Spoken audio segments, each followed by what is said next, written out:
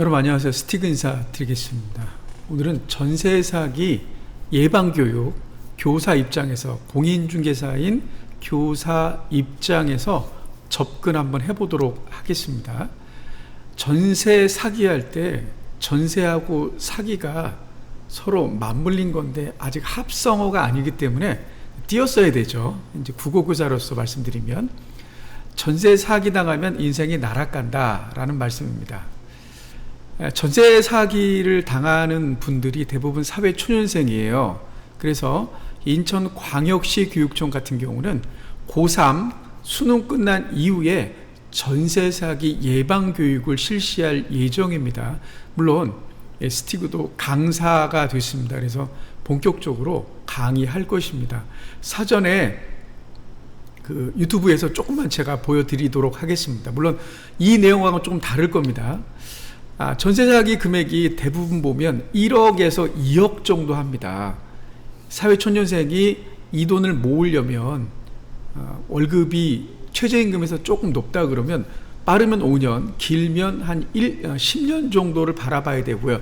물론 부모님 도움을 받았다 그래도 1, 2억이란 돈이 적은 돈은 아니죠. 이런 것들을 온전히 잃기 때문에 굉장히 중요한 그런 이야기가 되겠습니다. 전세 사기란 전세하고 사기가 합한 말인데, 임대인이 임차인에게 전세금을 받아놨습니다. 이를 반환하지 않거나 의도적으로 계약을 위반하여 임차인에게 금전적 손해를 입히는 행위를 전세 사기라고 하죠. 그러니까 임대인이 고의가 됐던 과실이 됐던 간에 전세금을 주지 않는다는 얘기죠. 그게 전세 사기인 것입니다.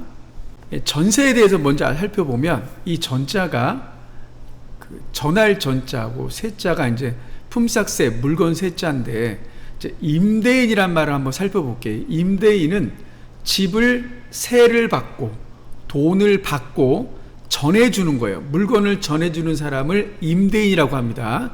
스티그가 집을 갖고 있으면 이 집을 남한테 빌려주잖아요. 돈을 받고 제가 임대인이라고 하는 겁니다. 그리고 임차인은 세를 주고 그리고 전에 받는 것을 임차인이라고 해요.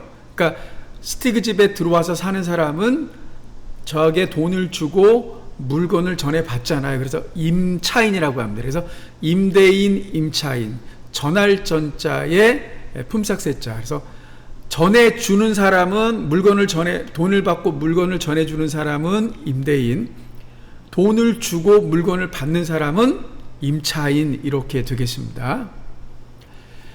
전세 사기 예방에서 중요한 건 첫 번째는 믿을 만한 중개업소를 방문하는 거예요.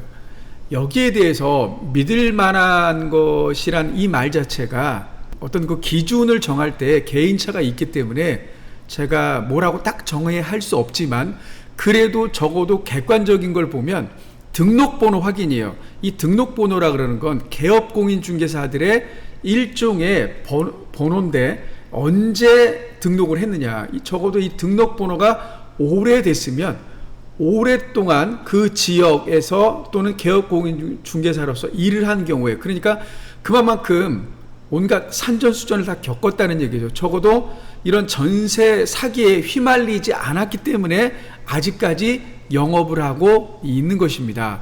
등록번호 확인이 첫 번째입니다. 그럼 등록번호를 보는 방법을 말씀드리겠습니다.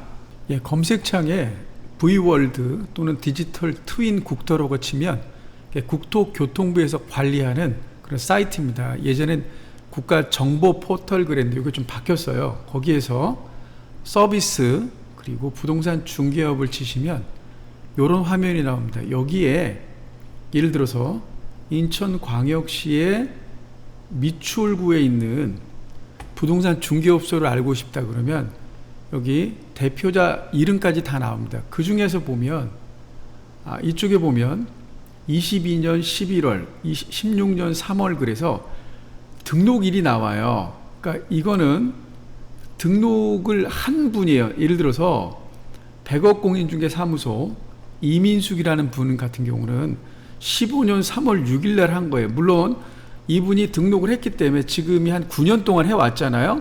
근데 이분이 이 자리에서 계속 할 수도 있고 또 이 자리가 아닌 곳에서 또 이사 왔을 수도 있어요. 이거는 고유한 여기 등록번호는 고유한 겁니다. 이게 20년도에 했던 게. 그래서 요 부분들을 보시면 적어도 이 중개업소가 그 지역에서 얼마만큼 오래 했는지 또는 이분이 자격증을 언제 취득해서 언제 개업했는지 요 정도를 알 수 있습니다. 그래서 등록번호를 좀 알아두시면 아무래도 믿을 만한 중개업소를 택하는데 도움이 될 줄 압니다.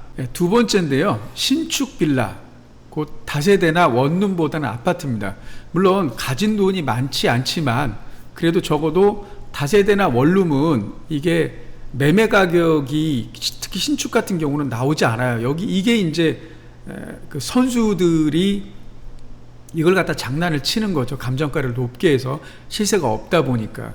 그러니까 이왕이면 돈이 조금 들더라도 신축 빌라 또는 원룸보다는 아파트를 그 전세를 계약하는 게 아무래도 전세 사기를 예방할 수 있는 그런 방법이 아닐까 생각을 합니다. 세 번째는 소유권이 신탁되어 있다면 의심을 해야 됩니다. 신탁이라는 건 믿고 맡기는 거죠. 가령 내가 소유권이 나한테 있는데 전세 또는 매매가 하는 일체를 누구한테 위임한다라고 신탁이 나와요. 갑구에 보면 그 신탁되어 있는 등기부등본을 보면 이건 일단 의심하셔야 됩니다. 동일 건물에 소유권이 한 명이면 의심해야 됩니다. 물론 무슨 말이냐면 다세대가 구분 등기가 되어 있는데 다 한 사람 주인이에요. 이거는 아마 그분이 임대사업자를 내던 또는 뭐 전세를 주던 간에 이거는 굉장히 의심할 여지가 있는 겁니다. 특히 신축 같은 경우는 정부 차원의 대책은 그래서 뭐 전세사기 특별법을 제정한다 또는 주택임대차 보호법을 개정한다 또는 공인중개사법을 개정을 해서 뭐 집주인의 세금 차납 여부까지도 이제 들어가야 되죠. 이런 움직임이 있는데 어쨌거나 이런 특별법 같은 경우는 주택보증공사가 먼저 피해 입은 전세 금액을 상환해주고 나중에 집주인한테 구상권을 청구하는 형식이기 때문에 이것도 실제는 어렵습니다. 실제 생활에서는 임대차 보호법도 이게 이제 특별법이긴 하지만 이것도 사유재산을 인정하는 자본주의 하에서는 너무 이 집주인에 대해서 징벌적이 아니냐 이런 문제도 나오기 때문에 상당히 까다롭습니다. 오늘 한 것들을 제가 보면 전세 사기란 임대인이 임차인에게 돈을 못 돌려주는 거죠. 그게 전세 사기라 그랬고 전세 사기 예방하려면 일단은 믿을 만한 중개업소를 찾아가라. 중개업소라는 게 이제 등록번호 확인이 하나의 방법일 수 있다라고 말씀드렸고요. 그 다음에 건물의 주인이 한 명이다. 구분 등기되어 있을 때 또 신탁 등기되어 있는 거는 조심해라. 또는 신축 빌라보다는 아파트를 좀 계약을 해라. 이 말씀을 드렸습니다. 정부 차원의 대책도 근본적인 대책이 아니다 보니까 어쨌든 뭐 실효를 거두기가 어렵다 그 얘기죠. 가장 중요한 건 믿을 만한 중개업소입니다. 그래야지만 그 중개업소가 다 알아서 해주기 때문에 어쨌든 여러분의 소중한 재산을 보호할 수 있습니다. 제가 조금 맛만 보여드렸는데 사실 이거보다는 굉장히 좀 자세하고 그래요. 그래서 그런 부분들은 나중에 또 제가 직접 학교 현장에 가서 강의하는 건 영상으로 말씀을 드리겠습니다. 여기까지 스틱이었습니다. 감사합니다.